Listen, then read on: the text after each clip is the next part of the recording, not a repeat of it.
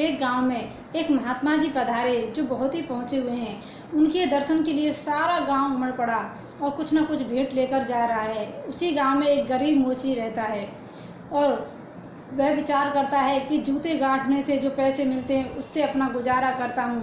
आज तो गांव वाले सभी महात्मा के दर्शन के लिए जा रहे हैं, तो मुझे नहीं लगता कि आज मेरा कुछ धंधा चलेगा। इसलिए उसने विचारा कि गांव में जो तालाब है उसमें बेमौसम एक कमल का फूल खिला है, उसे ही बेचकर कुछ पैसे मिल जाएंगे तो उसी से अपना गुजारा कर लूँगा।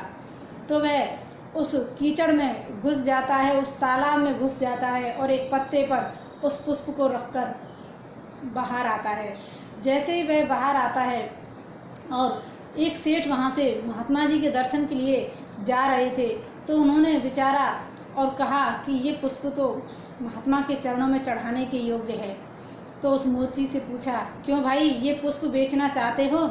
मैं इसके 2 चांदी के सिक्के तुम्हें दूंगा। तो उसने कहा कि 1-2 आने का ये पुष्प है, आप मुझे 2 चांदी के सिक्के दे रहे हो? तो उसने कहा कि ये मैं महात्मा जी के चरणों में चढ़ाना चाहता हूँ। इतने में एक नगर सेठ आते हैं। वो कहते हैं कि देखो ये पुष्प आप मुझे दे दो, मैं 10 चांदी के सिक्के आपको इसके दूंगा। उसने कहा कि क्या ये फूल इतना कीमती है कि इसकी कीमत बढ़ती ही जा रही है?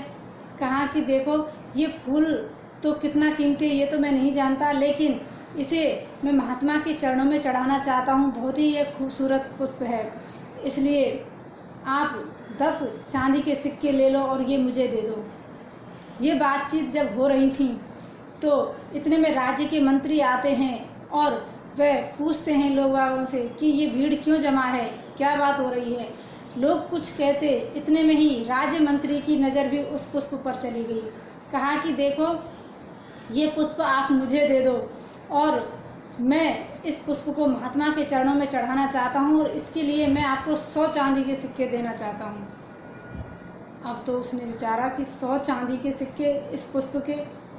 कहा कि इतनी कीमत आप क्यों लगा रहे हैं? अरे ये पुष्प इतना सुंदर है कि मैं इसे महात्मा जी के चरणों में चढ़ाऊँगा तो गांव में मेरी खूब चर्चा होगी। अब तो जब ये बातें हो रही थी तो इतने में राजा भी वहाँ आ जाते हैं और वजीर से पूछते हैं कि देखो ये क्या चर्चा हो रही है। कहा कि पुष्प का सौदा हो रहा है। तो राजा ने कहा कि जाओ उस पुष्प को मेरे पास लेकर आओ, 1000 चांदी के सिक्के उसको दे देना और वो पुष्प ले लेना। अब उस मोची ने कहा कि हम बेचेंगे तभी तो आप लोगे, हम देना ही नहीं चाहते। जब उसने कीमत बढ़ती देखी तो उसने सोचा कि इस पुष्प में कुछ बात है, मैं ही क्यों ना इसे महात्मा के चरणों में चढ़ा दूँ। अब तो राजा ने कहा क्यों नहीं बेचोगे, हम इसके 1000 चांदी के सिक्के आपको देंगे, देख लो तुम्हारी पीढ़ियाँ तर जाएंगी 1000 चांदी के सिक्कों में। तब उस मोची ने कहा कि हमने तो राजा की संपत्ति से कोई तरते नहीं देखा, हाँ महात्मा के आशीर्वाद से ज़रूर लोगों को तरते देखा है, उनका उद्धार होते देखा है। तब राजा मुस्कुराया और कहा कि तेरी बात में दम है, जा तू ही इसे महात्मा के चरणों में भेंट कर। अब यह बात महात्मा जी के कानों में पहुंच गई कि ऐसे ऐसे एक फूल का सौदा हो रहा है और एक गरीब आदमी उसे बेचने के लिए निकला था, लेकिन इतना उसको धन इसका मिल रहा था फिर भी उसने नहीं बेचा। अब तो जैसे ही वह दर्शन के लिए जाता है तो लोग बाग कहने लगे कि वह गरीब आदमी आ चुका है, तो भीड़ हट जाती है और वह जब महात्मा जी के पास में जैसे ही जाने लगे तो उनकी आंखों से जो अश्रु बह रहे थे वह भी उस कमल पुष्प पर जा लगे, क्योंकि पहले ही पानी की कुछ बूंदें उस पर थी और आंसू जो टपक रहे थे उन बूंदों से भी वह बहुत ही खूबसूरत हो गया, क्योंकि भाव के आंसू उस पर गिरे हुए थे। अब वह घुटनों के बल बैठ जाता है और महात्मा जी से कहने लगता है कि हे महात्मा जी, मेरे पास कुछ भी भेंट देने के लिए नहीं है, क्योंकि लोगों ने आपको बहुत ही कीमती वस्तुएं भेंट की हैं। मेरे पास तो ये एक पुष्प है और जन्म जन्मांतर के पाप जो मैंने किए हैं, पाप मेरे आँखों के माध्यम से आंसुओं के बहाने ये बाहर निकल रहे हैं, इसलिए आप इन्हें ही स्वीकार करें और मेरा कल्याण करें।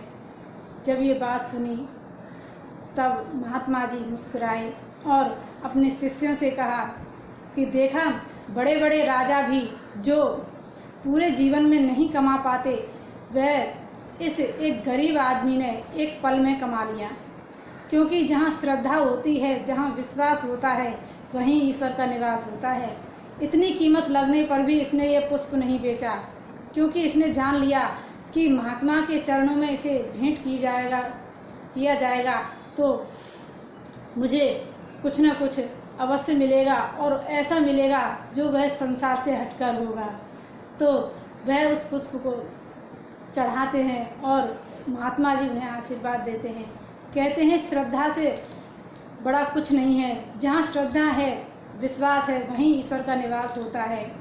हमारे अंदर भाव नहीं है तो भगवान कहाँ से आएंगे? इसलिए भाव में ही भगवान का वास होता है। जय श्री कृष्ण।